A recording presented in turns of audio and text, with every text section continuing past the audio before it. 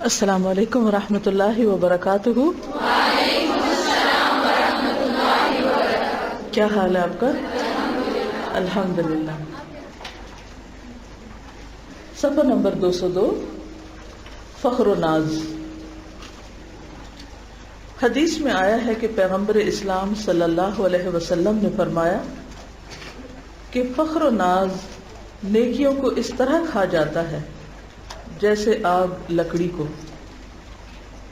ان العجب لیأکل الحسنات کما تأکل النار الحطب، ادب الدنیا والدین، للبصری۔ عجب کیا ہوتا ہے؟ عجب خود پسندی، اپنے بارے میں بہت خوش گمان رہنا، خوش فہمی میں مبتلا رہنا، اپنے آپ کو بہت اچھا سمجھنا، اپنے کارناموں پہ حیرت کرنا،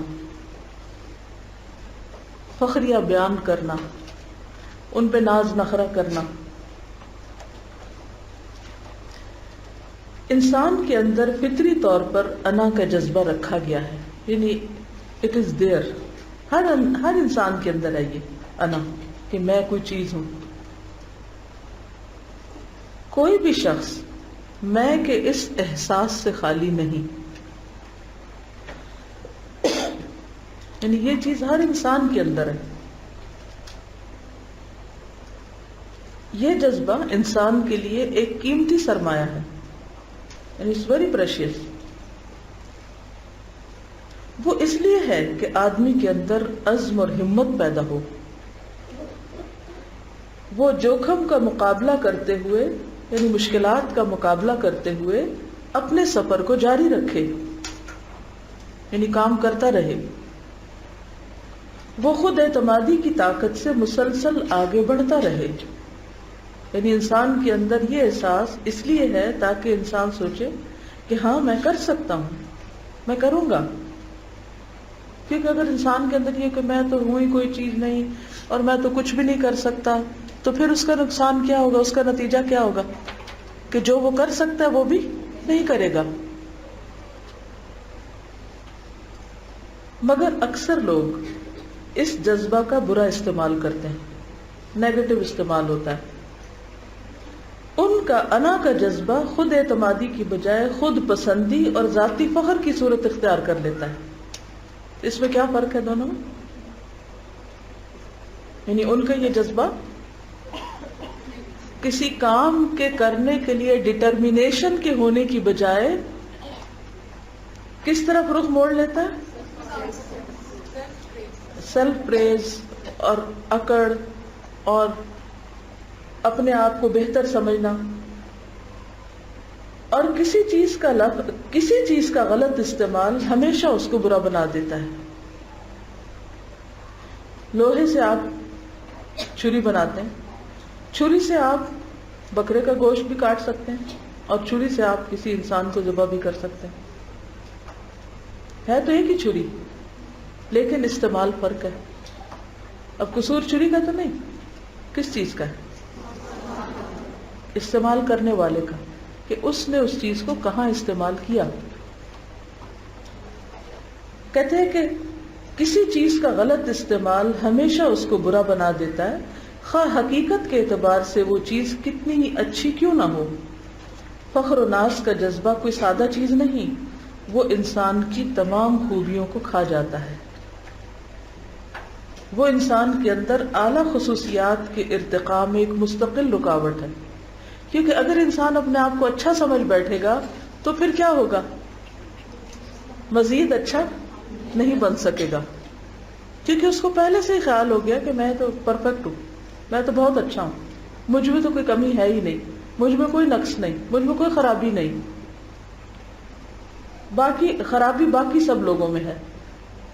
آپ نے دیکھا ہوگا کہ دو طرح کے لوگ ہوتے ہیں، ایک ہوتے ہیں حقیقت پسند، وہ اپنے آپ کو بھی اور دوسروں کو بھی حقیقت کی نگاہ سے دیکھتے ہیں کہ کون سی چیز کہاں سے بلونگ کرتی، کہاں کھڑی ہے، کیسی ہونی چاہیے، کیسی ہے، کیسی نہیں ہونی چاہیے۔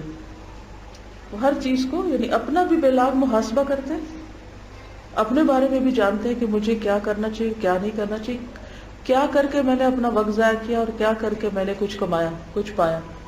اور دوسرے وہ لوگ ہوتے ہیں کہ جنہیں ہر چیز کا صرف تاریک اور منفی پہلو ہی نظر آتا ہے۔ وہ تنقید تو کر سکتے ہیں، کرٹیسائز بھی کر سکتے ہیں، غلطیاں بھی چن سکتے ہیں، وہ سب کو بلیم کر سکتے ہیں، لیکن خود کچھ کرتے دکھائی نہیں دیتے۔ ہوتا نا ایسے؟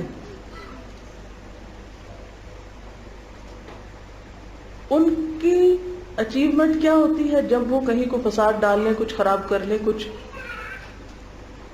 تو پھر وہ سمجھتے ہیں انہوں نے کچھ کیا ہے، وہ بہت کچھ کر سکتے ہیں۔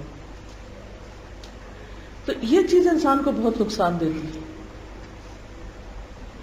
ایسے لوگ کبھی بھی سکون نہیں پا سکتے، وہ ہمیشہ بے چین رہتے ہیں، مضطرب رہتے ہیں، پریشان رہتے ہیں، کیونکہ وہ نہیں کر رہے جو وہ کر سکتے ہیں۔ اور وہ کیوں نہیں کر رہے؟ کیونکہ وہ اپنے آپ کو تو ٹھیک سمجھتے ہیں، باقی سب کو غلط سمجھتے ہیں۔ وہ کبھی بھی کچھ نہیں کر سکتے، تو وہ ایک طرح سے اپنے دشمن خود ہی بن جاتے ہیں۔ تو اس طرح انسان کی ترقی کے راستے میں یہ بہت بڑی رکاوٹ ہوتی ہے۔ فخر کی نفسیات آدمی کو خود پسند بنا دیتی ہے، اور جو آدمی خود پسند ہو جائے اس نے گویا اپنے آپ کو ذاتی خول میں بند کر لیا، ایک شیل میں بند ہو گئے۔ ایسا آدمی اس صلاحیت سے محروم ہو جاتا ہے کہ وہ خارجی حقیقتوں کو سمجھے، یعنی کہ باہر جو دنیا میں ہو رہا ہے اس کی ریالٹی کو سمجھے، وہ دوسروں سے فائدہ اٹھائے، وہ اپنے سے باہر کی چیزوں کو اپنی ترقی کا زینہ بنا سکے۔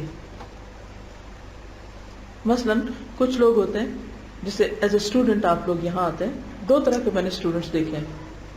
کچھ کو میں نے دیکھا ہے کہ وہ آتے ہیں، کچھ عرصہ ان کو لگتا ہے ماحول کو سمجھنے میں کچھ مشکلات ہوتی ہیں، پڑھنے کا سٹائل فرق ہے، سسٹم فرق ہے، اور بہت سی چیزیں دوسرے اداروں سے مختلف ہیں، تھوڑا پریشان ہوتے ہیں، پھر آہستہ آہستہ ایڈجسٹ ہو جاتے ہیں، اور جو ان کو اپرچونٹی ملتی ہے اس سے بھرپور فائدہ اٹھا کے بہت کچھ سیکھتے ہیں اور آگے بھی پروڈکٹیو ہوتے ہیں۔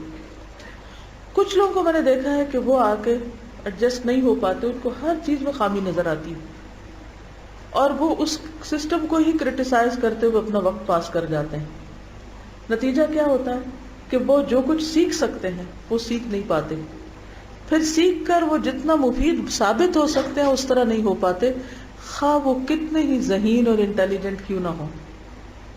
اور صرف یہ یہاں نہیں، زندگی میں آپ خاندان میں اپنے دیکھ لیجئے، بعض بچے انتہائی انٹیلیجنٹ ہوں گے، انتہائی ذہین ہوں گے، اگر آپ ان کے پاس بیٹھے تو آپ دیکھیں گے کہ ان کو تو لگتا ہے سب کچھ پتا ہے، لیکن وہ زندگی میں کچھ اچیو نہیں کرتے۔ کیا وجہ ہوتی؟ منفی سوچ آگے نہیں بڑھنے دیتی، اپنے بارے میں اوور کانفیڈنٹ ہوتے ہیں، اپنے آپ کو پرفیکٹ سمجھتے ہیں، سارے نقص ان کو دنیا میں نظر آتے ہیں، کسی کام کو وہ اپنی شان کے مطابق نہیں سمجھتے، ہر چیز ان کو اپنی شان سے نیچے نظر آتی، کوئی کام کرنا نہیں چاہتے۔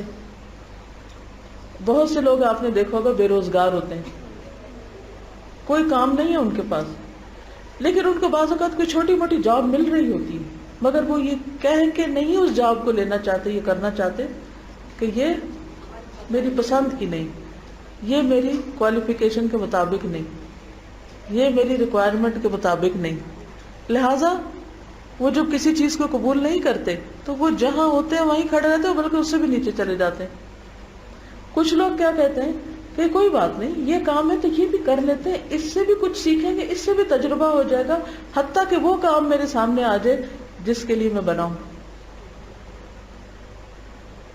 کچھ حالات ایسے ہوتے ہیں نا کہ ان کے ساتھ آپ کو چلنا پڑتا ہے۔ میں اپنے ذاتی تجربے میں دیکھتی ہوں کہ بعض چیزیں مجھے بہت ناگوار ہوتی ہیں کرنے، لیکن چونکہ مجھے کرنی پڑتی ہیں تو میں کرتی رہتی ہوں، بڑے صبر کے ساتھ انہیں کرنا پڑتا ہے، اور کچھ عرصے کے بعد جا کے سمجھ آتا ہے کہ اللہ تعالیٰ سکھانا کیا چاہتے تھے، اس سے مجھے کیا کیا فائدے حاصل ہوئے۔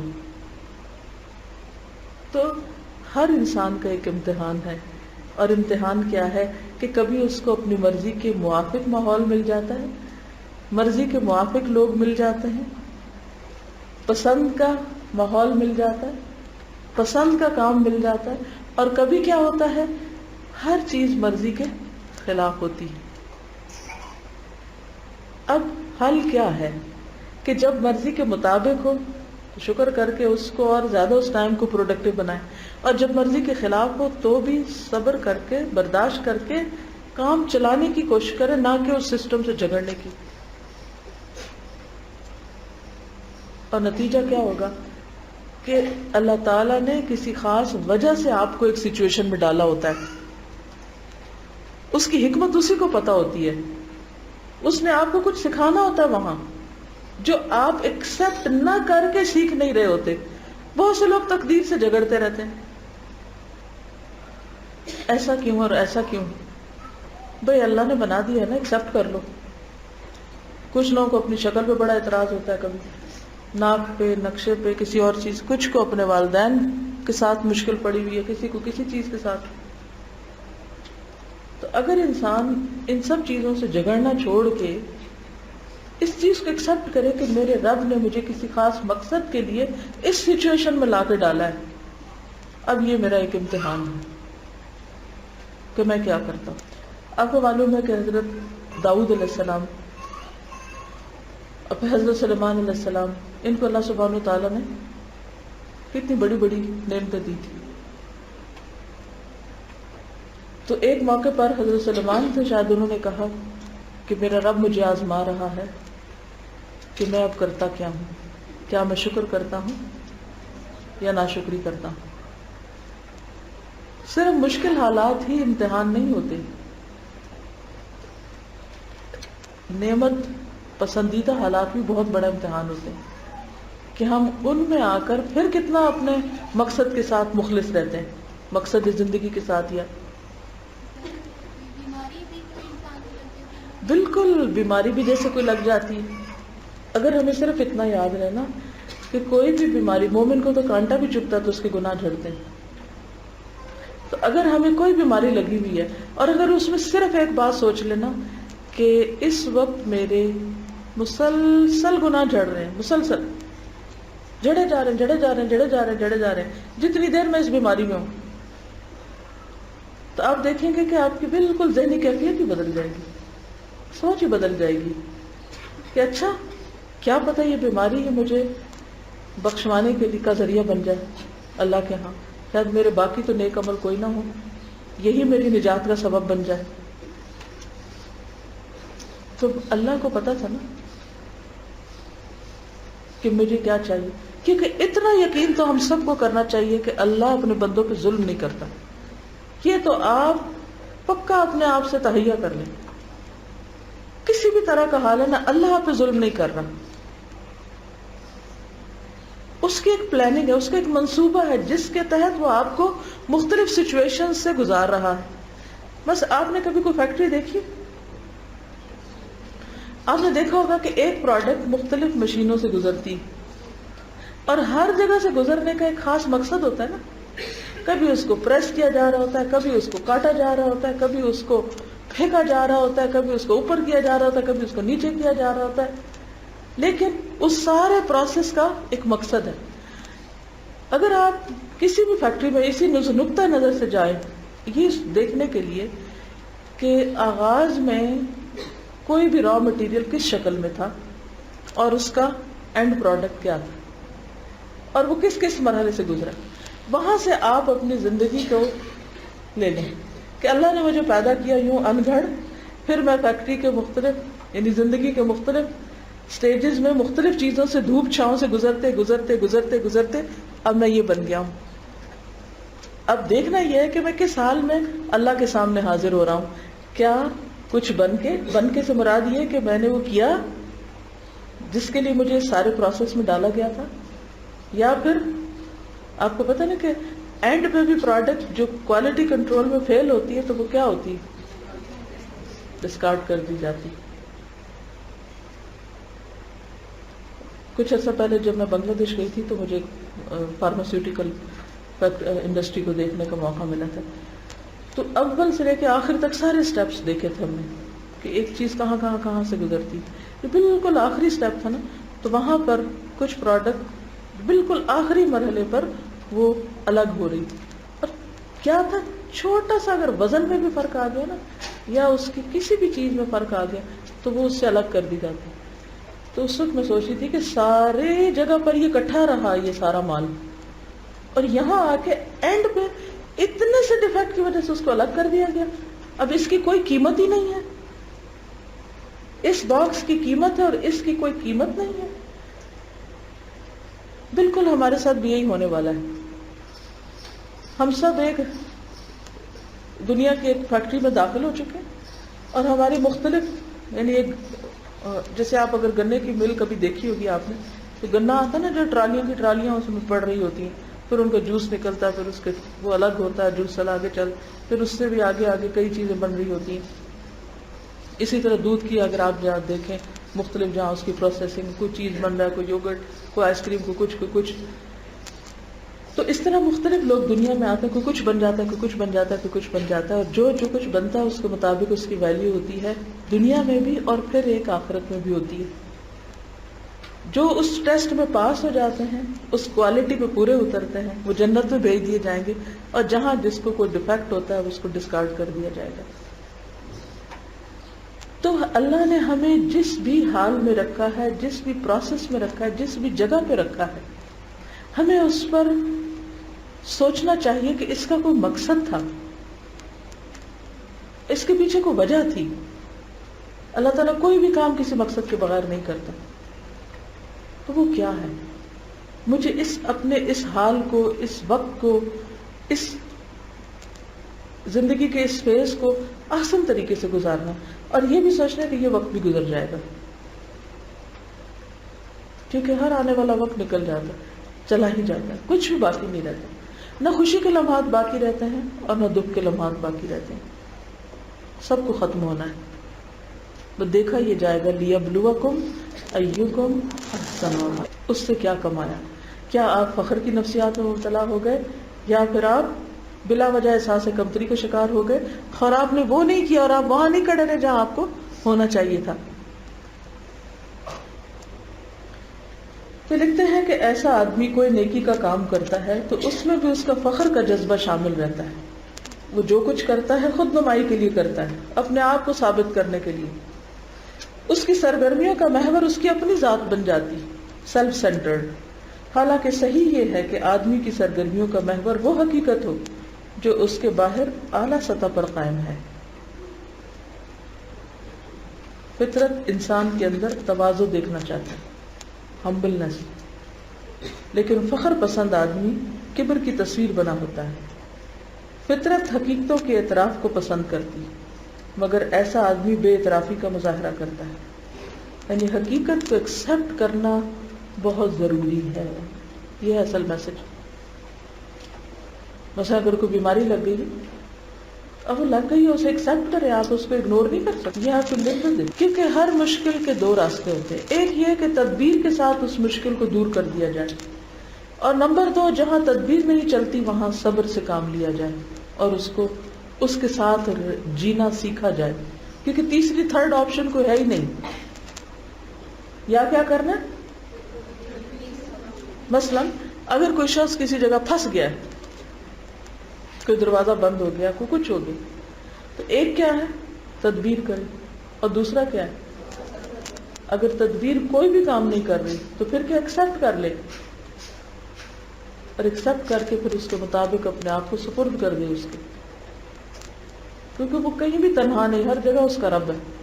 وہ اس کو پکارے، اس کے ساتھ لو لگائے. اور آپ یقین کریں اس سے زیادہ خوبصورت کوئی تجربہ ہی نہیں کہ جب آپ اپنے رب کے لیے خالص ہو جاتے ہیں. زندگی میں اس سے زیادہ کوئی خوبصورت چیز نہیں. کبھی اس کی کوشش تو کر کے دیکھیں. ایسی زندگی جس میں خود نمائی نہ ہو، خود کو ثابت کرنے کا کوئی شوق نہ ہو. بس جب رب نے جو پوزیشن دے دی، جو ڈیوٹی دے دی، جو رول دے دیا، جہاں رکھا، جس حال میں کام کرنے کے لیے کہا، اس کو انسان ایکسپٹ کر کے وہیں پر اپنی صلاحیتوں کو میکسیمم لگا دے. نہ گلہ ہے دوستوں کا، نہ شکایت ہے زمانہ. کیوں؟ اس لیے کہ تیری بندہ پروری سے میرے دن گزر رہے ہیں. رب تو ہے نا، لوگ تو آنی جانی چیز ہیں. مجھے لوگوں کے سامنے خود کو پروو نہیں کرنا، مجھے تیرے سامنے سچا ہونا ہے. اگر تو راضی ہے تو لوگ خود ہی راضی ہو جائیں گے، ورنہ لوگوں کے پیچھے بھاگ بھاگ کے بھی آپ کسی کو راضی نہیں کر سکتے۔ ہم نماز چھوٹی کر دیتے کہ ذرا جلدی سے لوگوں کو راضی کر لیں، کال لمبی سے اٹینڈ کر لیں گے کسی کی، لیکن نماز چھوٹی کر دیں گے، کیا پھر بھی لوگ راضی ہوتے؟ نہیں ہوتے۔ تو جو کام، یہ ذمہ داریاں اللہ نے آپ کے اوپر ڈالی ہیں، ان کو تسلی کے ساتھ کیجیے، اور پھر دیکھیے کہ رب آپ کو کس طرح انعام دیتا ہے۔ فطرت حقیقتوں کے اعتراف کو پسند کرتی۔ اچھا، حقیقت کے اعتراف میں ایک اور چیز بھی ہے۔ مثلا کوئی شخص آپ سے زیادہ ذہین ہے، مثلا آپ کے ہسبینڈ یا ہسبینڈ کے سامنے اس کی وائف۔ اب کیا ہوتا ہے کہ بعض اوقات ایسے رشتے ہوتے ہیں کہ ایک دوسرے کی خوبی یا اس کی طاقت یا اس کی خاص صلاحیت کو لوگ مانتے نہیں۔ گھر میں بھی دیکھیے، ڈپارٹمنٹس میں بھی دیکھیے، کام کی جگہوں پر بھی دیکھیے، اگر کوئی شخص آپ سے کوئی بہتر کام کر سکتا ہے تو بہت سے لوگ اس کو ایکسپٹ نہیں کرتے، انسیکیور ہو جاتے ہیں اور اس کو کھینچتے رہتے کہ تم پیچھے ہو جاؤ تاکہ یا تو ہم برابر رہیں یا پھر ہم آگے نکلیں۔ یہ ہم سے برداشت نہیں کہ تم آگے نکلے۔ یہ کیا ہے؟ فطرت کے خلاف جانا، حقیقت کے خلاف جانا۔ جو حقیقت کے خلاف جاتا وہ کبھی کامیاب نہیں ہو سکتا۔ اللہ نے جس شخص کو جو خوبی دی ہے، جس شخص کو جو مقام دیا ہے، اس کو ایکسپٹ کر لیں، اسی میں آپ کی بھلائی ہے۔ اگر شوہر کو ایک درجہ ہم سے اوپر رکھا ہے تو اس کو ایکسپٹ کیے بغیر گزارا ہی نہیں۔ اگر آپ اس کے خلاف جا رہے ہیں، خلاف ہی چل رہے ہیں، تو آپ اپنی صلاحیتوں کو بے وجہ ضائع کر رہے ہیں، بغیر ضرورت کے، بے مقصد۔ حاصل کچھ نہیں ہوگا، اس سے کوئی نتیجہ نہ نکلے گا، کیونکہ آپ ریالٹی کو ایکسپٹ نہیں کر رہے۔ بہت دفعہ ہمیں غم، غصہ، جھنجھلاہٹ صرف اس وجہ سے ہوتی ہے کہ ہم حقیقت کو مانتے نہیں ہیں۔ اللہ نے جس کو جو مقام دیا ہے اس کو ماننا پڑے گا۔ آپ دیکھیں کہ ہماری اسمبلیوں میں کیا ہوتا ہے، مثلا حکومت میں کیا ہوتا ہے، ایک حکومت جاتی دوسری، کوئی کسی حکومت کو ایکسپٹ نہیں کرتا، کوئی کسی کی اتھارٹی کو نہیں۔ نتیجہ کیا نکل رہا ہے؟ ہم کدھر جا رہے ہیں بحیثیت قوم؟ ایسا نہیں کہ ہم میں ذہانت کی کمی ہے، سب کچھ، لیکن ہم حقیقت کا اعتراف نہیں کرتے کہ اگر اللہ نے مجھ سے زیادہ کسی کو دولت دے دی ہے تو میں مان جاؤں کہ ہاں بھائی اس کو اللہ نے زیادہ دی، میں خوش ہو جاؤں، شکر اللہ نے اس کو نوازا۔ اگر کسی کو علم زیادہ دیا تو میں مان جاؤں۔ اب اکثر آپ نے دیکھا ہوگا کہ جب کسی کے سامنے دوسرے کی تعریف کی جاتی ہے تو وہ فوراً ایک ایسی بات نکال کے لائے گا جو اس کے سب کیے کرائے تو پانی پھیر دے۔ اگر مثلا آپ کسی مجلس میں کہنا کہ فلاں شخص بہت آنےسٹ ہے، سننے والے تو اسے برداشت نہیں کر سکتے، حالانکہ یہ حقیقت ہے، ریالٹی ہے، انہیں مان جانا چاہیے۔ وہ فوراً ایسی بات کو نکال کے لائے گا کہ جس سے اس کی آنےسٹی کو نقصان پہنچے، یا اگر آنےسٹی سے متعلق کوئی چیز نہیں ملی تو کوئی کہیں اور سے کچھ نکال لائیں گے، اور اسی کانٹ جھانٹ میں زندگی گزر گئی۔ آپ اگر صرف حقیقتوں کو ماننا شروع کر دیں نا، مثلا اس کو ایکسپٹ کر لیں کہ فلاں شخص مجھ سے زیادہ بہتر یہ کام کر سکتا ہے، اور آپ اس کا اعتراف کھلے دل سے کر لیں، کیا ہوگا؟ نتیجہ کیا ہوگا؟ مثلا آپ کی بہن آپ سے زیادہ اچھا کھانا بنا سکتی اور آپ اس کو نہیں مانتی۔ اگر آپ مان جائیں مثلا کہ میری بھابھی مجھ سے زیادہ بہتر سویٹ ڈش بنا لیتی، اور میں اس پر خوش ہو جاؤں اور اس کی تعریف کر دوں، اور اس کے سامنے نہیں پیچھے بھی تعریف کروں، اور ایک یہ کہ میں نہ مانوں، دونوں کا نتیجہ بتائیے کیا ہے؟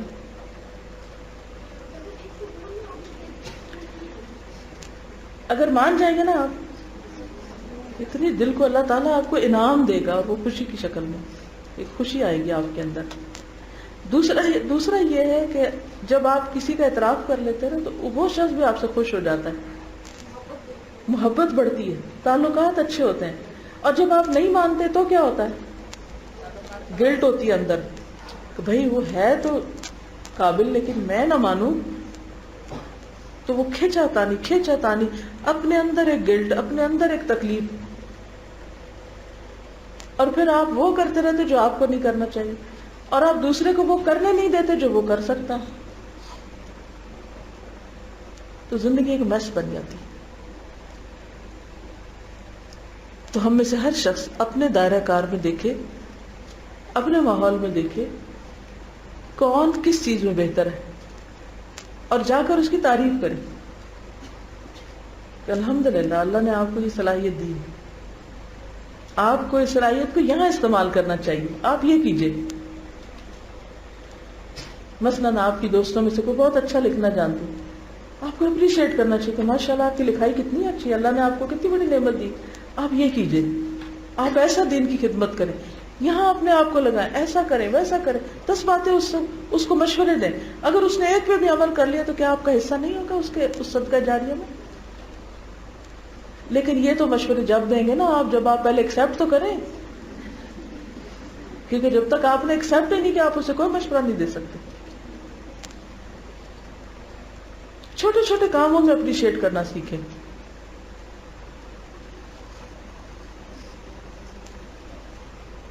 لیکن ہم اس معاملے میں بہت بخیل ہوتے ہیں. ہم ڈرتے ہیں کہ اگر ہم نے کسی کی تعریف کر دی تو پھر تو وہ مجھ سے آگے نکل جائے، تو پھر میرا کیا بنے گا. اگر ہمیں یہ یقین ہو جائے نا کہ نفع اور نقصان صرف اللہ کے ہاتھ میں ہے، عزت صرف اس کو ملتی ہے جس کو اللہ عزت دیتا ہے، اور ذلیل وہ ہوتا ہے جس کو اللہ ذلیل کر دیتا ہے، وہ جھگڑے ختم ہو جائے، فکر ہی ختم ہو جائے گی آپ کی ساری. اتنے ریلیکس ہو جائیں گے. اگر کوئی آپ کو آ کے یہ بتانا فلاں آپ کو گالیاں دے رہا ہے، فلاں آپ کے ساتھ یہ کر رہا ہے، آپ اگر ایک بات سوچ لینا، عزت صرف اللہ کے پاس ہے.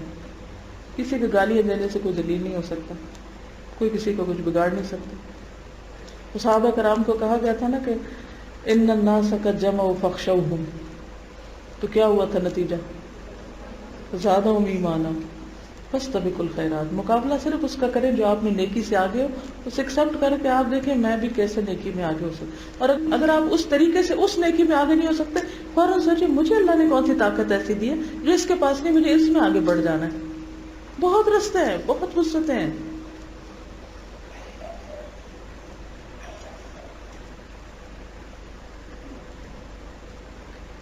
فطرت حقیقتوں کے اعتراف کو پسند کرتی ہے، مگر ایسا آدمی بے اعترافی کا مظاہرہ کرتا ہے. فطرت تمام انسانوں کو ایک نظر سے دیکھتی ہے، اور ایسا آدمی چاہتا ہے کہ اس کو استثنائی ایکسیپشنل مقام دے دیا جائے. فطرت کے ساتھ اس قسم کی عدم مطابقت موجودہ دنیا میں قابل عمل نہیں.